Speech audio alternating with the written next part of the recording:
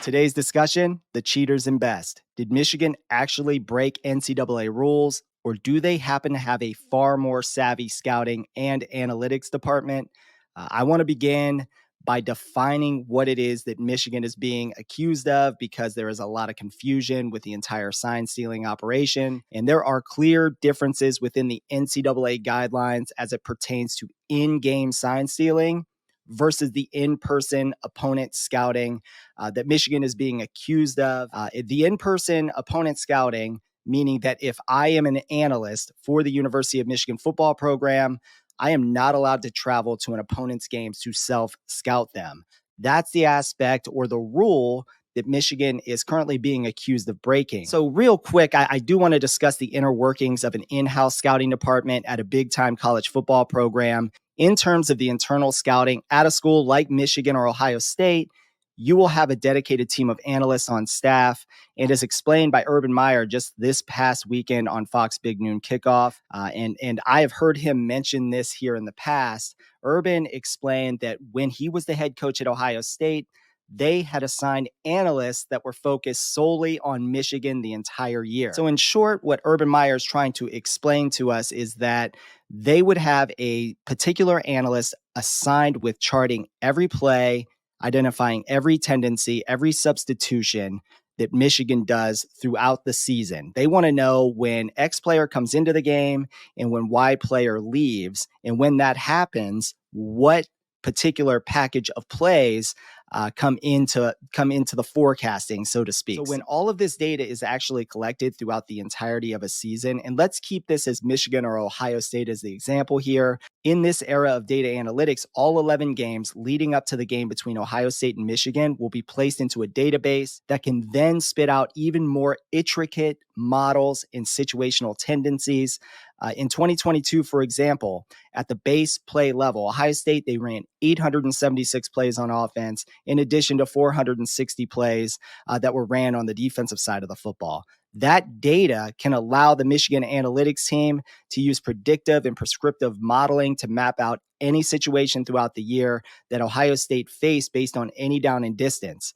You can then get very granular in this type of analysis so that you can literally create a model where you type in a situation of, let's just use 1st and 10 at the opponent's 35-yard line with 3 minutes left in the second quarter. And that model will spit out Ohio State's likely play call in that scenario based on the data collected throughout the year. In addition to that, you can get even more detailed because Ohio State and Michigan, they play each other every year. These are common opponents. You have several years that you can plug in and use to help ID a tendency. Now, the reason I am bringing this aspect up is to clarify and debunk the video that circulated on the internet this week, mostly on X or Twitter or whatever we want to call it this week. The video people cited as evidence Michigan knew Ohio State's plays because there is no way they would know on the opening drive of the game what Ohio State might be doing. Well, for starters, Ohio State, they actually score on this particular drive that is being cited in this video. So regardless of what information Michigan had at their disposal, you have to understand that the game is played on the field. It does not matter what I know as an analyst or do not know. In addition, everything I just detailed above that a scouting department collects can be used without the need of stealing a sign in the first place. So I can 100% guarantee you that based on the formation, the area of the field, maybe even the particular stance of the running back or the wide receiver could have been a tell in what was about to happen. So this video is definitely not evidence of anything outside of Michigan staff recognizing a tendency right away and then simply calling it out. You do not need to steal a sign to do this. Now, throughout the game, though, you can absolutely begin to recognize these tendencies and put 2 and 2 together. And eventually you might be able to pick off some of the signs. That's also part of the game. That's completely legal. Now, what Michigan is actually being accused of is not the in-game aspect of sign stealing. So let's talk about the actual NCAA rule on both in-game and off-site opponent scouting. Now, I want to give credit where credit is due. I found an amazing analysis on the website MGO blog, and it is a fantastic breakdown of the rules and how they might be interpreted in this particular investigation. So the NCAA rules do not explicitly prohibit all forms of sign stealing. and there's a nuanced approach to what is and is not allowed. Here's one of the rules that was in that MGO blog post. Once again, I want to cite that. Rule 111H from the NCAA's 2023 rules book. This rule forbids recording the signals of an opposing team through any audio or video means. However, its scope is limited to individuals in the team area during a game, essentially covering players, coaches, and specific staff on the sideline. So this is the in-game sign stealing aspect. So basically, anybody who is participating in stealing an opponent's signals from the other side, they must be in the coach's box, which is between the 20s. So this is not the rule Michigan is actually being accused of breaking.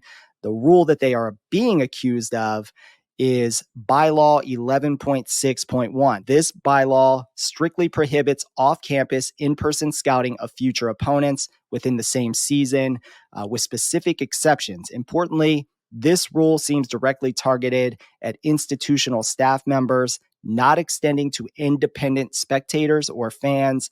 This is where a potential loophole or the gray area might reside. In addition to that language, there was a significant rule change that occurred back in 2013, standardizing the scouting rules across all sports. This change also removed a ban on paying for scouting services, implying that institutions could now pay third parties for scouting information, meaning that if Michigan called me today and asked me for the specific film on an opponent, let's just say they asked me to go to this weekend's Wisconsin versus Ohio State game up in Madison, and they're going to pay me X amount of dollars to procure this video. That appears to be within the rules because I am not a member of the Michigan football coaching staff. I am actually a third-party vendor. So I am not in any way defending Michigan if they actually broke a rule. But if Connor Stalions, the person being accused of allegedly being the mastermind behind this entire situation, bought the tickets and actually attended the games as a member of Michigan's coaching staff, that's an obvious NCAA violation, and Michigan will be punished. If another member of Michigan's staff attended a game using any of these tickets that they found, and there is actual video evidence of that, obviously that's a violation. So let me know what you think. Please like the video, subscribe to the channel. I know a lot of people that watch this particular video may or may not be interested in all of the channel content, which focuses heavily on the NFL draft. And during the NFL draft season, we do dive into some general analysis and NFL team rankings. We do some fantasy football analysis as well. But we do have a big board where we do have Michigan's J.J. McCarthy ranked in the top 10 of the 2024 NFL draft rankings. So for the Michigan fans out there, there you go. And for our Ohio State fans, we do have Marvin Harrison as the #1 overall prospect. So there you go.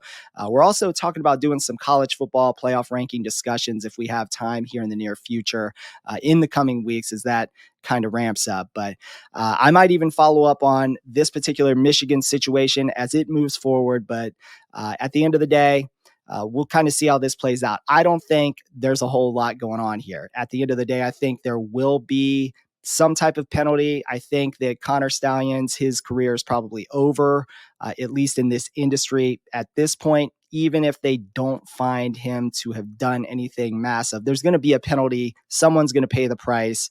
The one thing that I'm unsure of is how this is going to affect Jim Harbaugh, his decision to potentially move on to the NFL if that comes to fruition. I do have a feeling that that's going to be the route he chooses because college football is just too crazy. All of this stuff with NIL, and now the NCAA is coming after you. It's just too much to deal with. You don't have to deal with that once you're in the NFL. So that's my take on everything to this point. I do want to say thank you once again for watching, and stay tuned for more content.